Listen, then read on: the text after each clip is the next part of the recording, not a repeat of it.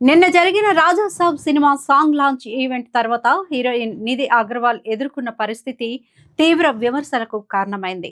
వివరాల్లోకి వెళ్తే రాజాసాబ్ ఈ సాంగ్ లాంచ్ హైదరాబాద్ లోని లుల్లు మాల్లో జరిగింది.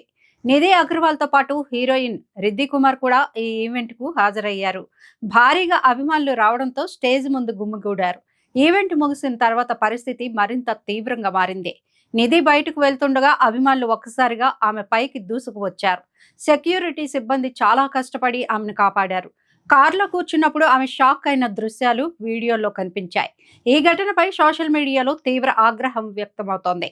ఇది అభిమానం కాదు, పూర్తిగా తప్పుడు ప్రవర్తన అని నెటిజన్లు అంటున్నారు. సింగర్ చిన్మయ్ కూడా ఈ ఘటనపై తీవ్రంగా స్పందించారు. మొత్తానికి నిధి అగర్వాల్ విషయంలో జరిగింది తప్పే. ఇకపై ఇలాంటి ఘటనలు జరగకుండా అభిమానులు తమ ప్రవర్తన మార్చుకోవాలి. ప్రేమ హద్దులు దాటితే అది అభిమానంగా కాక వేధింపుగా మారుతుంది.